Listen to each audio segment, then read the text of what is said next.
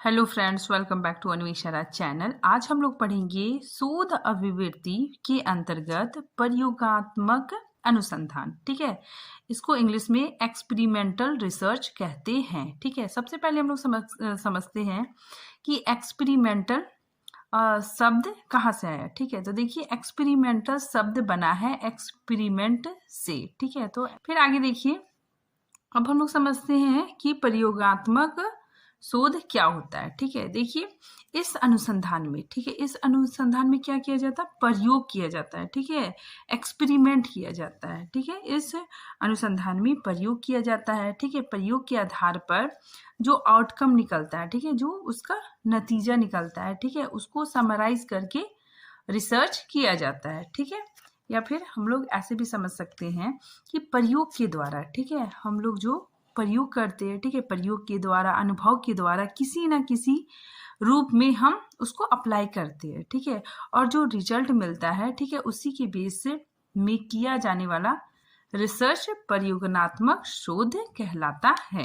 अंतर्गत देखिए प्रयोगात्मक अनुसंधान में क्या होता है। देखिए मुख्यतः दो चर, ठीक है, इसमें दो चरों को रखा जाता है। ठीक है, इसमें जो एक चर होता है, ठीक है, एक वेरिएबल होता है, उसको चेंज करके देखा जाता है। ठीक है, और दूसरे के ऊपर उसका प्रभाव देखा जाता है। ठीक है, देखिए इसको हम लोग एग्जाम्पल के माध्यम से समझ सकते हैं। ठीक है, सबसे पहले देखिए ये हमारा फैन है। ठीक है, ये हमारा क्या है, फैन, पंखा है। ठीक है, और ये रेगुलेटर है। ठीक है, तो हम क्या करते हैं, रेगुलेटर को कम ज़्यादा करते हैं। ठीक है, तो ये जो फैन का स्पीड मतलब घटता बढ़ता है। ठीक है, अगर हम एक में किए तो बहुत स्लो चल रहा है। ठीक है, दो में किए, ठीक है, तीन में किए, चार में किए तो फैन बहुत स्पीड चल रहा है। ठीक है, तो ये क्या है, रेगुलेटर क्या हो गया, मेरा स्वतंत्र चर हो गया। ठीक है, इंडिपेंडेंट वेरिएबल। ठीक है, और ये जो फैन है ये क्या हो गया, डिपेंडेंट वेरिएबल। ठीक है, ये आश्रित चर हो गया। ठीक है, तो इसमें क्या होता है कि दो चर होते हैं। ठीक है, एक स्वतंत्र चर होता है, एक आश्रित चर होता है। ठीक है, और इसमें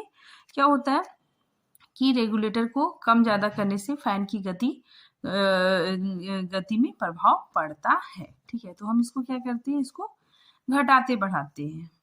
इसलिए यहाँ पे कहा गया है कि एक वेरिएबल, ठीक है, एक चेयर को हम लोग क्या करते हैं, चेंज करते हैं। ठीक है, इसको चेंज करते हैं और दूसरे पर, ठीक है, दूसरे पर उसका प्रभाव देखा जाता है। ठीक है, तो इसमें क्या होता है, स्वतंत्र चर में कार्य होता है। ठीक है, और इस कार्य का प्रभाव आश्रित चर में देखा जाता है। ठीक है, देखिए यहाँ पे कारण होता है। ठीक है, और कारण का प्रभाव यहाँ पे हो जाता है। ठीक है, ये जो रेगुलेटर है, ठीक है, ये क्या है, मेरा कार्य है। ठीक है, और इसका प्रभाव आश्रित चर में देखने को मिलता है। ठीक है, और इसमें हम क्या करते हैं, चीजों को घटाते बढ़ाते हैं और इसका प्रभाव आश्रित चर में देखने को मिलता है। आगे देखिए प्रयोगात्मक अनुसंधान में कार्य और कारण में संबंध स्थापित किया जाता है। ठीक है, तो देखिए जो हम सबसे पहले हम लोग यहाँ पे देखते हैं, देखिए जो दो चर है, ठीक है, स्वतंत्र चर और आश्रित चर, ठीक है, अगर इन दोनों के बीच संबंध बताया जाएगा, ठीक है, मतलब दो चरों के बीच अगर रिलेशन बता रहे हैं, ठीक है, तो वो क्या हो जाएगा, वर्णनात्मक रिसर्च। ठीक है, डिस्क्रिप्टिव रिसर्च। ठीक है, लेकिन अगर इसमें कार्य और कारण बताया जाए, ठीक है, अगर अगर प्रश्न आता है कार्य और कारण, तो ये क्या हो जाएगा, मेरा प्रयोगात्मक अनुसंधान। ठीक है, जैसे देखिए यहाँ पर भी दो चर है। ठीक है, एक रेगुलेटर हो गया, ये क्या है, मेरा स्वतंत्र चर है। ठीक है, और ये क्या हो गया, फैन, ये क्या हो गया, आश्रित चर है। ठीक है, तो यहाँ मतलब कारण हो रहा है। ठीक है, इसको घटा बढ़ा रहे हैं। ठीक है, इसका यहाँ पे प्रभाव पड़ रहा है। ठीक है, तो प्रयोगात्मक अनुसंधान में कार्य और कारण में संबंध स्थापित किया जाता है। ठीक है, तो आप लोग कंफ्यूज मत कीजिएगा, दो चरों के बीच अगर रिलेशन का बात होगा, ठीक है, कि दो चरों के बीच रिलेशन, ठीक है, संबंध किसमें बताया जाता है, तो वर्णनात्मक रिसर्च में। ठीक है, लेकिन अगर कार्य और कारण, ठीक है, जिसमें कार्य और कारण का संबंध बताया जा रहा है, वो प्रयोगात्मक अनुसंधान होगा। इसलिए देखिए इसको मैंने यहाँ पे लिखा भी है कि फैन की जो गति है, ठीक है, कितना कम ज़्यादा होगा। ठीक है, फैन की गति ज़्यादा कितना होगा, ठीक है। ये सारी चीज़ें हमें कहाँ पे देखने को मिलती है, एक्सपेरिमेंट रिसर्च में, ठीक है। इसमें घटाते बढ़ाते हैं, ठीक है। फिर देखिए कारण, ये याद रखिएगा आप लोग, कारण और उसका प्रभाव, ठीक है। कारण और उसके प्रभाव की जब हम बात करेंगे तो वो एक्सपेरिमेंट रिसर्च के अंतर्गत आ जाएगा, ठीक है। एक्सपेरिमेंटल रिसर्च के अंतर्गत आ जाएगा, ठीक है। आगे देखिए, परियोजनात्मक अनुसंधान अनुसंधान की एक प्रमुख विधि है, ठीक है। परियोजनात्मक अनुसंधान में कार्य कारण, ठीक है, देखिए यहाँ पे बार बार आ रहा है ना, कार्य कारण संबंध स्थापित किया जाता है, ठीक है। कार्य कारण संबंध स्थापित करने के लिए दो स्थितियों को संतुष्ट करना पड़ता है, ठीक है। तो कार्य कारण संबंध को स्थापित करने के लिए हमें क्या करना पड़ता है, दो स्थितियों को संतुष्ट करना होता है। देखिए इस विधि में पहले, ठीक है, पहले तो यह सिद्ध करना होता है कि यदि कारण है, ठीक है, यदि अगर कारण है तो उसका प्रभाव होगा, ठीक है। अगर कारण है, ठीक है, अगर रेगुलेटर है तो फैन में क्या होगा, प्रभाव पड़ेगा, ठीक है। फिर देखिए दूसरा, हमें यह भी सिद्ध करना होता है कि यदि कारण नहीं है, ठीक है, कारण नहीं है तो प्रभाव भी नहीं होगा, ठीक है। मतलब अगर कारण नहीं है तो उसका प्रभाव भी नहीं होगा, ठीक है। इन्हीं दो स्थितियों को संतुष्ट करने के बाद हम सही कार्य कारण संबंध स्थापित कर सकते हैं, ठीक है। आई होप आप लोगों को समझ में आ गया होगा।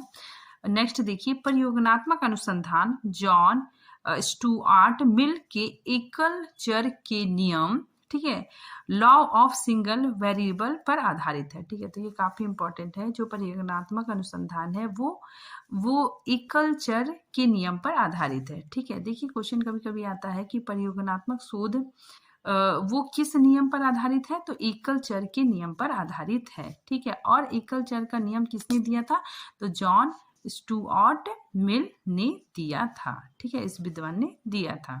आगे देखिए, एकल चर के नियम के अनुसार, ठीक है, देखिए इस विधि के अनुसार यदि दो परिस्थितियां सभी दृष्टियों में समान है, ठीक है, यदि दो परिस्थिति है, ठीक है, और दोनों दोनों क्या है, सभी दृष्टियों से समान है, ठीक है, तथा यदि किसी एक चर को एक परिस्थिति में जोड़ दिया जाए, ठीक है, तथा दूसरी परिस्थिति को नहीं जोड़ा जाए, ठीक है, मतलब पहली परिस्थिति में जोड़ दिया जाए, ठीक है, और दूसरी स्थिति में नहीं जोड़ा जाए, ठीक है। यदि पहली परिस्थिति में कोई परिवर्तन दिखाई पड़े तो वह परिवर्तन उस चर के जोड़ने के कारण होगा, ठीक है। इसको हम लोग थोड़ा एग्जाम्पल के थ्रू समझते हैं। यहाँ पे देखिए, ठीक है, ये क्या है, ग्रुप ए क्लासरूम है, ठीक है। यहाँ पे देखिए, यहाँ पे मतलब नॉर्मल बोर्ड भी है और स्मार्ट बोर्ड भी है, ठीक है। तो यहाँ पे स्मार्ट बोर्ड के थ्रू भी पढ़ाया जाता है, ठीक है। और ये ग्रुप बी क्लास है, ठीक है। यहाँ पे क्या है, सिर्फ नॉर्मल बोर्ड है, इसमें स्मार्ट बोर्ड नहीं है, ठीक है। तो यहाँ पे क्या होता है कि स्मार्ट बोर्ड की वजह से मतलब काफी कुछ अच्छा से बच्चे लोग को दिखाया जाता है, ठीक है। और इसकी वजह से क्या होता है कि बच्चे अच्छे से सीखते हैं, ठीक है। यहाँ पे लर्निंग एबिलिटी बहुत ज़्यादा होगा, ठीक है, बच्चों को बहुत इंटरेस्ट भी लगेगा, ठीक है। लेकिन यहाँ पे बहुत कम दिखाई पड़ेगा, ठीक है। यहाँ पे नॉर्मल बोर्ड है, ठीक है, यहाँ पे स्मार्ट बोर्ड नहीं है, तो यहाँ पे मतलब बच्चों की लर्निंग एबिलिटी कम दिखाई पड़ेगी, ठीक है, जबकि यहाँ पे ज़्यादा दिखाई पड़ेगा, ठीक है। फिर आगे देखिए, यदि किसी एक परिस्थिति में चर हटा लिया जाए, ठीक है, चर को क्या कर दिया, हटा लिया, ठीक है, तथा दूसरी परिस्थिति में उस चर को ना हटाए, ठीक है, दूसरी परिस्थिति में उस चर को ना हटाए, ठीक है, तब यदि पहली परिस्थिति में कोई परिवर्तन होगा, ठीक है, पहली परिस्थिति में कोई परिवर्तन होगा तो वह उस चर के हटा लेने के कारण होगा, ठीक है। तो देखिए इसको भी हम लोग एग्जाम्पल देखते हैं। यहाँ पे क्लास ए है, ठीक है, यहाँ पे क्लास बी है, ठीक है। तो यहाँ पे क्या स्मार्ट बोर्ड है, यहाँ भी स्मार्ट बोर्ड है, ठीक है। लेकिन क्या होता है कि ग्रुप बी से जो स्मार्ट बोर्ड है उसको हटा लिया जाता है, ठीक है।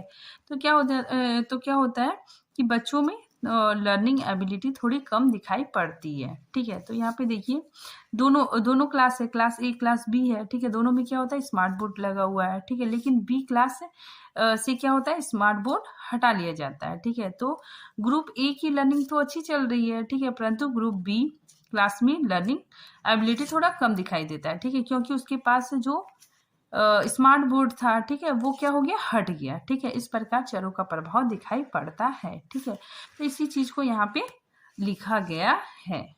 आगे देखिए, एकल चर के नियम प्रयोगात्मक शोध पर आधारित है, ठीक है। तो ये जो एकल चर का जो नियम है ये प्रयोगात्मक शोध पर आधारित होता है, ठीक है। अब देखिए इसकी सामान्य परिभाषा देख लेते हैं, ठीक है।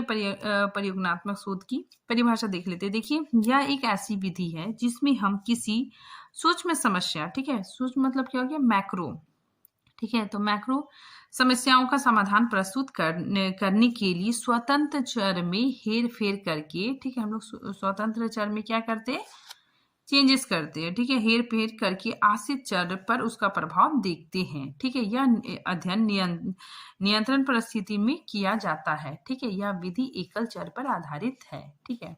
तो देखिए, मैंने यहाँ पे लिखा भी है कि ये जो सूक्ष्म है वो क्या हो गया, मैक्रो, ठीक है। जैसे कोरोना का जो दवाई बनाया गया था वो भी प्रयोगात्मक शोध के अंतर्गत बनाया गया था, ठीक है। या प्रयोगात्मक शोध के द्वारा ही दवाई बनाया गया था, ठीक है। यहाँ पे देखिए, स्वतंत्र चर में हेर फेर करके आश्रित चर पर उसका प्रभाव देखते हैं, ठीक है। जैसे यहाँ पे देखिए एग्जाम्पल जो मैंने लिया है, ठीक है, जो रेगुलेटर है, फैन है, ठीक है, तो ये क्या है, स्वतंत्र चर है, इसमें क्या करते हैं हम लोग, हेर फेर करते हैं, ठीक है, चेंज करते हैं, और ये आश्रित चर में मतलब फैन में क्या होता है, उसका प्रभाव हमें देखने को मिलता है, ठीक है। अब हम लोग देखिए प्रयोगात्मक शोध की विशेषताएं देखते हैं, ठीक है। सबसे पहले नियंत्रित मतलब कंट्रोल, ठीक है।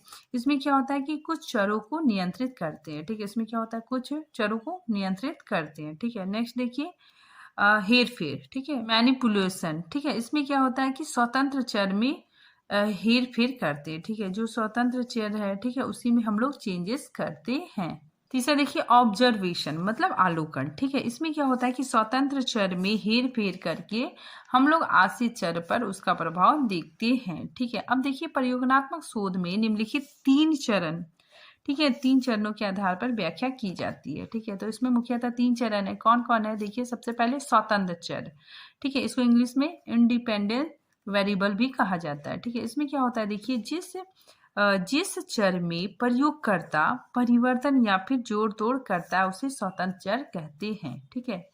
तो आप लोग समझ गए होंगे कि स्वतंत्र चर में क्या होता है, जोड़ तोड़ होता है, ठीक है, और ये क्या होता है, ये स्वतंत्र होता है, ठीक है, और इसमें हम लोग हेर फेर करके आश्रित चर में उसका प्रभाव देखते हैं, ठीक है। देखिए स्वतंत्र चर को कारण चर भी कहा जाता है, ठीक है, तो याद रखिएगा आप लोग कि स्वतंत्र चर को कारण चर भी कहा जाता है, ठीक है, कॉज वेरिएबल, ठीक है। नेक्स्ट देखिए प्रभावित करने वाले चर इन्फ्लुएंसिंग वेरिएबल कहा जाता है, ठीक है, क्योंकि यह किसी दूसरे चर को प्रभावित करता है, ठीक है। तो याद रखिएगा आप लोग कि इसे प्रभावित करने वाले चर इन्फ्लुएंसिंग वेरिएबल भी कहा जाता है, ठीक है।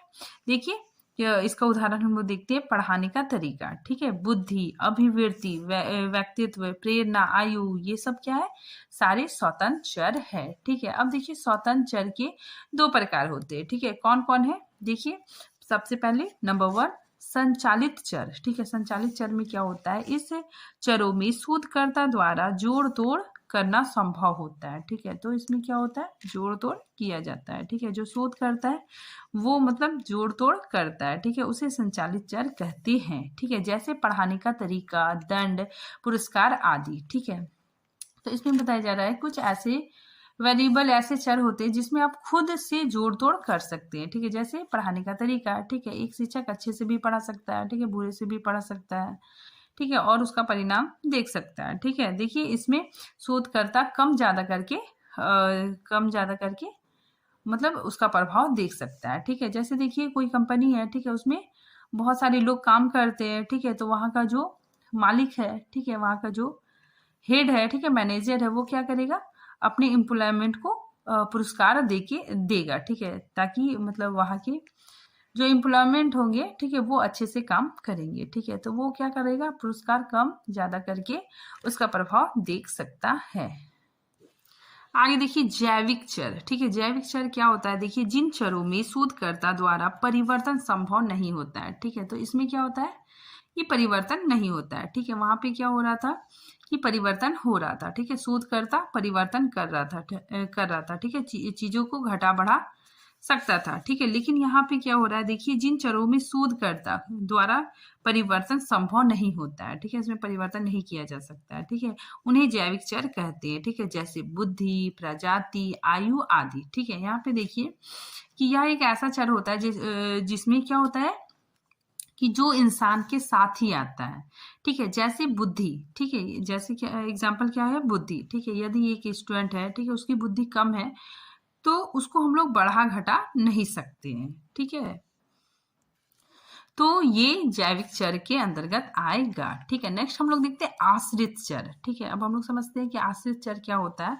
सबसे पहले देखिए आश्रित चर, इसको अगर हम समझना चाहें सिंपल लैंग्वेज में तो क्या हो जाता है, आश्रित चर का मतलब कि जिसके ऊपर हम प्रभाव देखते हैं, ठीक है, जिसके ऊपर हम क्या करते हैं, प्रभाव देखते हैं, ठीक है। जैसे मैंने एग्जाम्पल लिया फैन, ठीक है, फैन की गति पे हम लोग क्या करते हैं, प्रभाव देखते हैं, ठीक है। तो ये क्या हो गया, फैन क्या हो गया, आश्रित चर, ठीक है। इसका डेफिनेशन हम लोग देखते हैं। देखिए स्वतंत्र चर में जोड़ तोड़ के बाद उसका प्रभाव जिस चर पर देखा जाता है, ठीक है। जो स्वतंत्र चर है, ठीक है, वो क्या करता है, जोड़ तोड़ करता है, ठीक है। जोड़ तोड़ करने के बाद उसका प्रभाव, ठीक है, उसका प्रभाव जिस चर पर देखा जाता है उसे आश्रित चर कहा जाता है, ठीक है। इसी कारण आश्रित चर को प्रभाव चर, ठीक है, याद रखिएगा आप लोग, इस आश्रित चर को प्रभाव चर या फिर इफेक्टिव वेरिएबल भी कहा जाता है, ठीक है। नेक्स्ट हम लोग देखते हैं बाह्य चर। अब हम लोग समझते हैं कि बाह्य चर क्या होता है, ठीक है। देखिए ऐसे चर जिनका अध्ययन हमें नहीं करना होता है, ठीक है, इस चर का हमें अध्ययन नहीं करना होता है, ठीक है, या जिसमें कोई जोड़ तोड़ नहीं करना होता है, ठीक है, और उसका प्रभाव भी आश्रित चर पर पड़ता है, ठीक है, लेकिन उसका प्रभाव क्या होता है, आश्रित चर पर पड़ता है, ठीक है। इसीलिए ऐसे चर का नियंत्रण करना आवश्यक है, ठीक है। तो ऐसे चरों का नियंत्रण करना आवश्यक है, ठीक है, इन्हें ही बाह्य चर कहते हैं, ठीक है। यह स्वतंत्र चर तथा आश्रित चर दोनों से सहसंबंधित होते हैं, ठीक है। इसको हम लोग एग्जाम्पल से समझते हैं कि बाह्य चर क्या होता है। यहाँ पे देखिए एग्जाम्पल कि मान लीजिए कि हम टीचर है, ठीक है, या फिर कोई टीचर है वो बहुत अच्छे ढंग से पढ़ा रहा है, ठीक है, लेकिन बगल से क्या हो रहा है कि गाड़ियां मतलब जा रही है, ठीक है, मतलब जो टीचर है वो पढ़ा रहा है स्कूल में, ठीक है, और स्कूल क्या है, रोड के किनारे है, ठीक है, तो बगल से बहुत सारी गाड़ियां जा रही है, ठीक है, बहुत शोरगुल हो रहा है, बहुत हल्ला हो रहा है, ठीक है, मतलब बगल में कहीं शादी हो रही है, डीजे बज रहा है, तो ये सारी चीजें क्या करेगा, इफेक्ट करेगा, ठीक है। तो यही क्या हो गया, बाह्य चर, ठीक है, इसको हम लोग कंट्रोल नहीं कर पाते हैं, ठीक है। यहाँ पे देखिए जो बाह्य चर है, ठीक है, इसको हम लोग मतलब नियंत्रित करने की कोशिश करते हैं, ठीक है, लेकिन पूरी तरह से नियंत्रित नहीं कर पाते हैं, ठीक है, और ये भी जो शिक्षण है, ठीक है, उसमें प्रभाव डालता है, ठीक है। फिर अब आगे देखिए हस्तक्षेपी चर, ठीक है, ये क्या होता है, देखिए कुछ चर ऐसे होते हैं जिसे हम सीधे नियंत्रण नहीं कर सकते, ठीक है, और ना ही उसका मापन कर सकते हैं, ठीक है, तो उसको हम लोग सीधे नियंत्रण भी नहीं कर सकते हैं, ठीक है, और उसका मेजर भी नहीं कर सकते हैं, ठीक है, लेकिन उसकी उपस्थिति का आश्रित चर पर प्रभाव पड़ता है, ठीक है। तो जो आश्रित चर है, ठीक है, उस पर उसका प्रभाव पड़ता है, ठीक है। उदाहरण देखिए प्रेरणा और थकान, ठीक है, देखिए यहाँ पे क्या है, जो टीचर हो गया वो स्वतंत्र चर है, ठीक है, और स्टूडेंट क्या हो गया, स्टूडेंट आश्रित चर है, ठीक है, स्टूडेंट का सीखना, ठीक है, आश्रित चर है, ठीक है। तो यहाँ पे देखिए अगर बच्चा बहुत थका हुआ है, ठीक है, तो आप उसको कितना अच्छा से भी पढ़ाइए, ठीक है, तो वो नहीं सीखेगा, ठीक है। तो बच्चा थका हुआ है, ठीक है, बच्चा काफ़ी परेशान है, ठीक है, उसका स्वास्थ्य खराब है, तो ये सारी चीज़ें क्या हो जाएगा, हस्तक्षेप चर के अंतर्गत आएगा। आगे देखिए प्रयोगात्मक अनुसंधान में दो समूह होते हैं, ठीक है, तो दो समूह कौन कौन होते हैं, प्रयोगात्मक समूह और नियंत्रित समूह, ठीक है। प्रयोगात्मक समूह क्या होता है, देखिए इस समूह में शोधकर्ता द्वारा स्वतंत्र चर में जोड़ तोड़ किया जाता है, ठीक है, और यह सिद्ध किया जाता है कि यदि कारण है तो उसका प्रभाव होगा, ठीक है, जोड़ तोड़ का प्रभाव आश्रित चर पर देखा जाता है। अब देखिए नियंत्रित समूह में क्या होता है, देखिए इसमें शोधकर्ता द्वारा स्वतंत्र चर में कोई जोड़ तोड़ नहीं किया जाता है, ठीक है, या किसी प्रकार का परिवर्तन नहीं किया जाता है, ठीक है, और साथ ही यह सिद्ध किया जाता है कि यदि कारण नहीं है तो इसका प्रभाव नहीं होगा, ठीक है। तो देखिए इसका मुख्यतः हम लोग समझते हैं कि चर मतलब दो होते हैं, ठीक है, एक हो गया स्वतंत्र चर और एक आश्रित चर, ठीक है, और इसके अलावे जो चर बचा, ठीक है, वो क्या हो गया, नियंत्रित समूह, ठीक है, वो कंट्रोल वेरिएबल होगा, ठीक है। तो मुख्यतः दो होता है, ठीक है, और इसके अलावे जो बची है, ठीक है, वो किस में डाला गया, वो कंट्रोल कंट्रोल वेरिएबल के अंतर्गत आ गया। ठीक है, देखिए यहाँ पे इसीलिए मैंने लिखा भी है कि दो वेरिएबल होते हैं, दो चर को छोड़कर, ठीक है, स्वतंत्र चर और आश्रित चर को छोड़कर जितने वेरिएबल हैं उसको कंट्रोल वेरिएबल में डाल दिया जाता है। देखिए हम लोग जो नियंत्रित समूह है, ठीक है, इसको हम लोग एग्जाम्पल के माध्यम से समझ सकते हैं। ठीक है, देखिए आप मान लीजिए टीचिंग मेथड का प्रभाव देखना चाहते हैं, ठीक है, स्टूडेंट के रिजल्ट पर। ठीक है, मतलब आप चाहते हैं कि स्टूडेंट का रिजल्ट काफ़ी अच्छा हो। ठीक है, तो देखिए जो स्टूडेंट का जो मोटिवेशन लेवल है, ठीक है, वो काफ़ी प्रभाव डालेगा। ठीक है, मान लीजिए कोई ऐसा स्टूडेंट है, वो मतलब उसके पास एकदम लो कॉन्फिडेंस है, ठीक है, उसे थकान हो रही है, ठीक है, तो ये सारी चीज़ें उसके रिजल्ट पर प्रभाव डालेगी। ठीक है, और वही दूसरी तरफ एक स्टूडेंट क्या है कि बहुत मोटिवेटेड है, ठीक है, उसका तो वो क्या करेगा, एग्जाम में बहुत अच्छा परफॉर्म करेगा। ठीक है, लेकिन यदि स्टूडेंट क्या है मोटिवेट या फिर थका हुआ है, ठीक है, तो वो जानते हुए भी चीज़ों को गलत कर देगा। ठीक है, तो ये सारी चीज़ें इन सारी चीज़ों को हम नियंत्रित करने का प्रयास करेंगे। ठीक है, तो एक टीचर क्या करेगा, ये सारी चीज़ों को नियंत्रित करने का प्रयास कैसे करेगा। ठीक है, तो वो कैसे करेगा, देखिए कि हम एक साथ सभी स्टूडेंट को क्या करेंगे, मोटिवेट करेंगे। ठीक है, सभी को बच्चों को बोलेंगे कि एग्ज़ाम से पहले आप लोग अच्छी नींद लो। ठीक है, ताकि आप अच्छा परफॉर्म करो। ठीक है, तो यहाँ पे क्या हो गया कि एक शोधकर्ता इन सारी चीज़ों को कंट्रोल करने का प्रयास करता है। अब देखिए प्रयोगात्मक विधि के सोपान। ठीक है, इसके सोपान या फिर चरण देखते हैं। ठीक है, सबसे पहले देखिए रुचि के अनुरूप अध्ययन क्षेत्र का चुनाव। ठीक है, तो जो आपका इंटरेस्ट है, ठीक है, उनके अनुसार अध्ययन क्षेत्र का चुनाव। ठीक है, अध्ययन क्षेत्र का चुनाव मतलब मान लीजिए कि ये फेमिनिज्म है। ठीक है, मतलब नारीवाद है। ठीक है, तो नारीवाद के अंतर्गत आपको नारी सशक्तिकरण, दहेज प्रथा, ठीक है, आदि बहुत सारा टॉपिक मिल जाएगा। ठीक है, तो उसमें अपनी रुचि के अनुसार आप एक टॉपिक पर रिसर्च कर सकते हो। ठीक है, फिर नेक्स्ट देखिए समस्या से संबंधित साहित्य का सर्वेक्षण किया। ठीक है, तो समस्या से संबंधित साहित्य का सर्वेक्षण किया, इसमें बताया जा रहा है कि आप जो भी अध्ययन क्षेत्र चुने, ठीक है, आप मतलब जो भी मतलब दहेज प्रथा, ठीक है, या फिर नारी सशक्तिकरण, कोई भी टॉपिक चुने। ठीक है, तो उसके अंतर्गत कौन कौन शोध पहले हो चुका है, ठीक है, तो उसके ऊपर सबसे पहले आप अध्ययन करोगे। ठीक है, मान लीजिए आप दहेज प्रथा पर शोध कर रहे हो, ठीक है, तो पहले से ही बहुत सारा शोध हो चुका है। ठीक है, तो आप वो सारा चीज मतलब पहले अध्ययन करोगी, ठीक है, पढ़ोगी।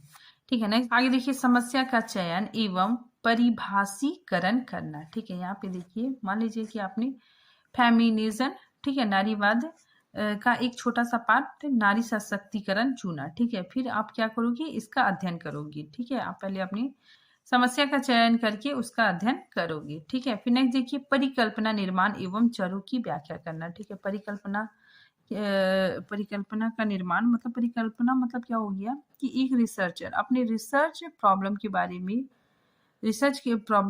में रिसर्च से पहले क्या सोचता है, ठीक है, वही क्या होता है, परिकल्पना होता है। ठीक है, तो वो परिकल्पना करेगा। ठीक है, और अपनी चरों की व्याख्या करना है।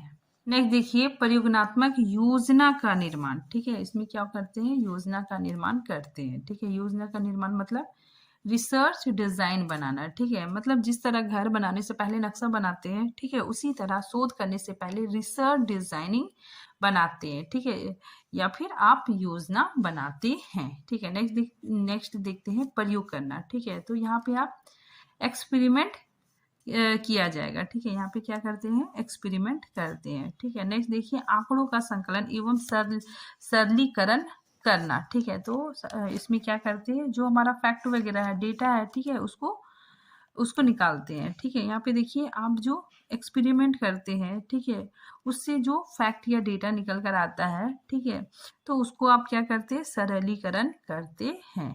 ठीक है, नेक्स्ट देखिए प्राप्त निष्कर्ष का मापन करना। ठीक है, मतलब जो निष्कर्ष आपको मिला, ठीक है, उसको मेजर करना। नेक्स्ट देखिए निष्कर्ष का विश्लेषण एवं व्याख्या करना। ठीक है, जो आपका निष्कर्ष निकला, ठीक है, उसका क्या करना है, विश्लेषण भी करना है और व्याख्या भी करना है। ठीक है, आगे देखिए निष्कर्ष का विधिवत प्रतिवेदन तैयार करना। ठीक है, विधिवत प्रतिवेदन मतलब क्या हो गया, रिपोर्ट प्रिपेयर करना। ठीक है, यहाँ पे देखिए जब व्याख्या हो गया, ठीक है, जब आपने व्याख्या कंप्लीट किया, ठीक है, जब व्याख्या हो गया उसके बाद एक रिपोर्ट प्रिपेयर किया जाता है। ठीक है, उसी को विधिवत रिपोर्ट कहते हैं। ठीक है, कंक्लूजन देना, आपका जो रिसर्च है उसको कंक्लूजन देना। ठीक है, उसका निष्कर्ष निकालना। अब देखिए हम लोग कुछ इंपॉर्टेंट फैक्ट देख लेते हैं। ठीक है, महत्वपूर्ण बिंदु देख लेते हैं। देखिए इस विधि में कारण और प्रभाव को देखने की कोशिश की जाती है। ठीक है, तो इस विधि में कारण और प्रभाव देखने की कोशिश की जाती है। ठीक है, यह विधि भविष्य से संबंधित है। ठीक है, फिर नेक्स्ट देखिए विज्ञान क्षेत्र में इसका उपयोग किया जाता है। ठीक है, फिर नेक्स्ट देखिए यह एकल चर, ठीक है, एकल चर धारणा पर आधारित है। ठीक है, और इस विधि में विज्ञान क्षेत्र मतलब साइंस फील्ड में ज्यादा उपयोग किया जाता है। ठीक है, फिर आगे देखिए इसमें सूक्ष्म समस्याओं का अध्ययन किया जाता है। ठीक है, और इसके माध्यम से उसका जो रिजल्ट है, ठीक है, उसका जो सॉल्यूशन प्रस्तुत करने का काम किया जाता है। ठीक है, तो आज ये टॉपिक यहीं पे खत्म होता है। ठीक है, मिलते हैं नेक्स्ट टॉपिक के साथ, तब तक के लिए थैंक यू।